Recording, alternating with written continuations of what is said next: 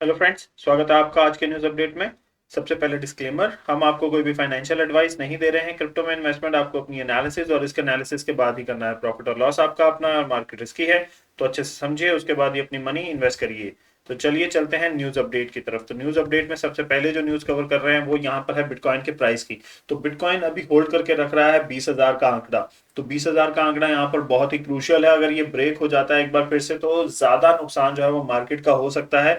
और उसका रीजन एक ये भी है कि जितने भी एनालिस्ट हैं वो यही कह रहे हैं कि अभी 6 महीने तक बिटकॉइन ऐसे ही ये 19-20 हजार वाले में जो है वो लगा सकता है टाइम, क्योंकि अभी यहाँ पर बुल रन जो है वो करीब नहीं है।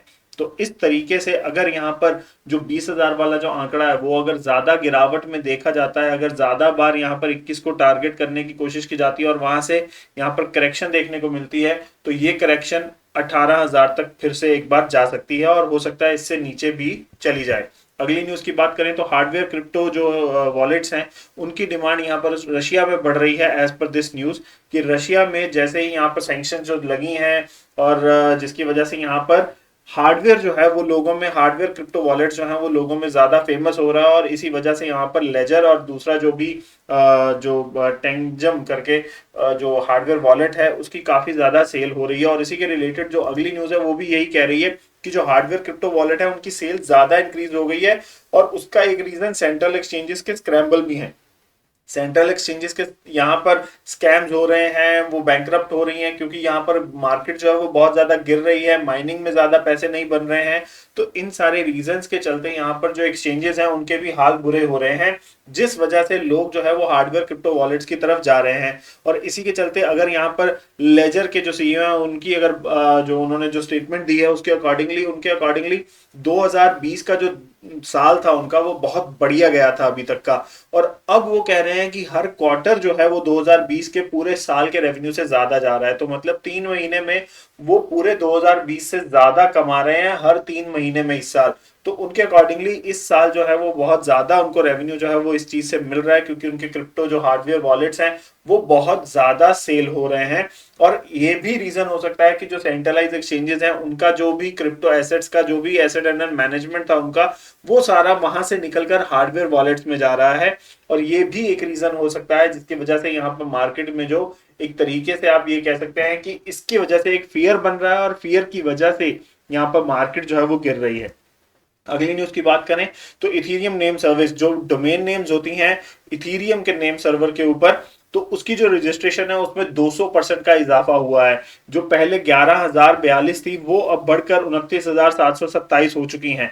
और ये किस वजह से हो रहा है, क्योंकि यहाँ पर इथीरियम की गैस फीस जो अभी है वो बहुत कम हो चुकी है। 1, 1.5, 2 डॉलर मैक्सिमम तक यहाँ पर जो गैस फीस है वो देखने को मिल रही है, जिसकी वजह से कहा जा रहा है कि यहाँ पर बहुत ज्यादा जो बढ़ चढ़कर लोग जो है वो अपनी डोमेन्स को जो है वो रजिस्टर कर रहे हैं, सो दैट कि उनको कम गैस फीस देनी पड़े। और वहीं अगर यहाँ पर इस डोमेन की बात करी जाए 000.eth, तो ये डोमेन करीब 300 इथीरियम में बिकी है।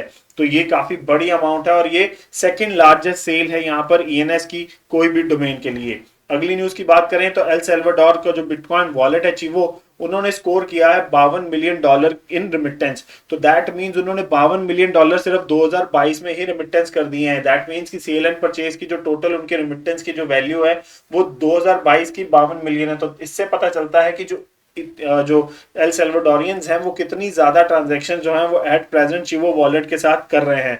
दैट मीन्स कि वहां पर एक तरीके से हिट ही हो रहा है बिटकॉइन, और लीगल टेंडर बना हुआ है तो उससे और ज्यादा बेनिफिट जो है वो लोगों को मिल रहा होगा। अगली न्यूज यहाँ पर चाइनीज एक कोर्ट है, वहां पर एक केस गया था कि जो कंपनीज हैं बैन के बावजूद वो कई कंपनीज ऐसी थी जो यूएसडीटी में अपनी जो सैलरी थी एम्प्लॉयज को वो दे रहे थे। तो इस चक्कर में यहाँ पर ये केस जो था कोर्ट में गया, तो कोर्ट ने यहाँ पर साफ तौर से मना कर दिया है कि यूएसडीटी में सैलरी जो है वो नहीं दे सकते हैं। रीजन बीइंग यहाँ पर कि जो पेमेंट्स हैं अगर आप यूएसडीटी में दे रहे हो तो जो बैन लगा हुआ है ओवरऑल क्रिप्टो के ऊपर वो मान्य नहीं होता है इस केस में। तो इस वजह से आपको यहाँ पर यूएसडीटी में सैलरी आप नहीं दे सकते हैं। अगर आपको चाहिए तो आप डिजिटल जो येन है उसमें दे सकते हैं।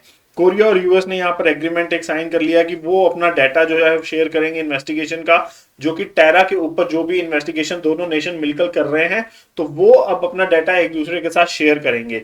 अगली न्यूज की बात करें यहाँ पर, तो वॉयजर डिजिटल जो कि 3AC की एक आप ये कह सकते हैं क्रेडिटर कंपनी थी, उन्होंने 3AC को पैसा दिया था, और अब 3AC ने अपना जो चैप्टर 15 के साथ बैंक्रप्सी फाइल कर दी थी, जहां पर उसके एसेट जो थे वो सेल आउट नहीं हो सकते। तो वहीं अब वॉयजर डिजिटल जो है उन्होंने भी बैंक्रप्सी फाइल कर दी है, और उन्होंने चैप्टर 11 का यूज किया है। तो चैप्टर 11 में वो क्या कह रहे हैं, वो एक रिकवरी प्लान दे रहे हैं कि कैसे कैसे वो लोगों का जो पैसा है उसको वापस करेंगे। तो उनका प्लान ये है कि जिन्होंने यहाँ पर उनके एसेट जो है क्रिप्टो में एसेट उनको दिए हुए हैं, तो उनको क्रिप्टो में ही वापस किए जाएंगे। कब किए जाएंगे, जब 3AC से उनको रिटर्न आना शुरू हो जाएगा। और वहीं उसी के साथ साथ उनको वॉयजर कंपनी जो है वो अपना जो एक रीस्ट्रक्चरिंग करेगी इस बैंक्रप्सी के बाद, उसमें से उनको एक शेयर भी दिए जाएंगे, और उसी के साथ साथ उनको वॉयजर के टोकन्स भी दिए जाएंगे, जो कि वो इशू करेगी सही सब कुछ होने के बाद। अगली न्यूज की बात करें यहाँ पर, तो बिटमेन जो कंपनी है यहाँ पर माइनर्स लॉन्च करने के लिए, माइनर्स मशीन जो बनाती है, तो उन्होंने अपना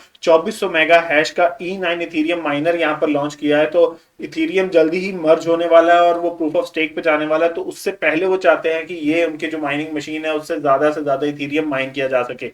तो अब यहाँ पर ये वो सेल आउट कर रहे हैं अपना नया माइनर।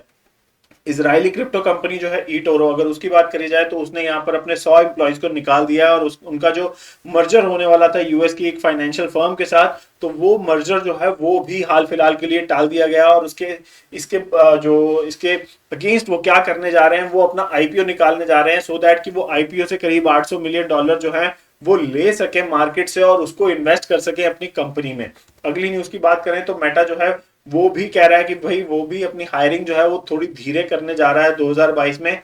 जहां उसने 10,000 लेने थे, अब हो सकता है वो 6 से 7,000 एम्प्लॉइज को ही हायर करे। और वहीं उन्होंने ये भी बोला है कि जैसे उनका मेटावर्स का जो पाइवेट वो जो करने जा रहे हैं, वो अगर सक्सेसफुल हो जाता है या जो भी उसका आउटकम रहता है, उसके बाद भी ले ऑफ जो है वो हो सकते हैं मेटा कंपनी से।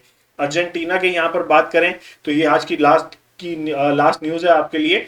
तो यहाँ पर अर्जेंटीनियंस जो हैं वो स्टेबल कॉइन्स की दौड़ और भाग रहे हैं, और वो ज्यादा से ज्यादा स्टेबल कॉइन्स को बाय करने जा रहे हैं। क्यों? क्योंकि वहां पर भी एक पॉलिटिकल और इकोनॉमिक अनसर्टेनिटी आ गई है, जिसकी वजह से यहाँ पर लोग जो है वो ज्यादा से ज्यादा स्टेबल कॉइन खरीदना चाहते हैं, सो दैट उनकी जो वैल्यू है, उनकी जो पैसों की वैल्यू है, वो कहीं आगे चलकर गिर ना जाए।